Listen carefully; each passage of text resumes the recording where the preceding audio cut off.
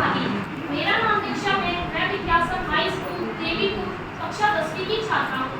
आज मैं आपके सामने श्री अन्न एक मूल्यवर्धित पौष्टिक अथवा खाद्य आहार के बारे में अपने विचार प्रस्तुत कर रही हूँ। हर व्यक्ति को जीवित रहने के लिए भोजन की आवश्यकता होती है। पहले के लोग भोजन में मोटे अनाज का उपयोग करते थे। मोटे अनाज और अन्य अनाज की तुलना में अधिक कार्बोहाइड्रेट वाले अनाज होते हैं। इसमें कुछ अधिक मात्रा में खाए जाने से शरीर को विभिन्न पोषक तत्व मिलते हैं। सेहत, शारीरिक शक्ति को बढ़ावा मिलता है। मोटे अनाज की अनन्य खासियत यह है कि इन्हें खाने से लंबे समय तक भूख नहीं लगती तथा ये वजन कम करने के लिए उपयुक्त माना जाता है। मोटे अनाज जैसे कि जौ, मक्का, बाजरा, राजमा, चने, मूंगफली और विशेष रूप से फाइबर, विटामिन और मिनरल जैसे पोषक तत्व इनमें पाए जाते हैं। इसमें प्रोटीन, कार्बोहाइड्रेट, विटामिन होते हैं जो हमारे शरीर को ऊर्जा देते हैं। इसके अलावा मोटे अनाज खाने से अधिकतर बीमारियों से बचाव किया जा सकता है, जैसे कि हृदय रोग, वजन कम करने में उपयुक्त माना जाता है और विभिन्न पोषक तत्वों की कमी को पूरा करता है। इसलिए मोटे अनाज न केवल हमारे शरीर के लिए फायदेमंद है बल्कि हमारे पर्यावरण के लिए भी लाभदायक है।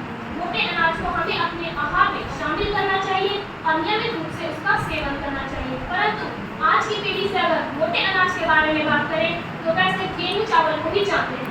पहले प्राथमिक स्कूलों में दलिया, मोटे अनाज से बनी खाद्य सामग्री मिलती थी जो अब केवल दाल चावल तक सीमित रह गई है। अब हम आजकल खान पान में हरी सब्जियों का सेवन तो कर रहे हैं, लेकिन हम अपने फसलों में रासायनिक खादों का ज्यादा प्रयोग कर रहे हैं, जिससे हमारे खेतों में उत्पादन तो अधिक हो रहा है लेकिन हमारे स्वास्थ्य के लिए हानिकारक है। पहले सामान्यतः व्यक्ति की औसत आयु 80 से 100 वर्ष तक होती थी, जो अब घटकर 50 से 70 वर्ष तक हो गई है। अब सामान्यतः हर व्यक्ति कोई ना कोई रोग से पीड़ित है। ये हमारे खान पान से ही हो रहा है।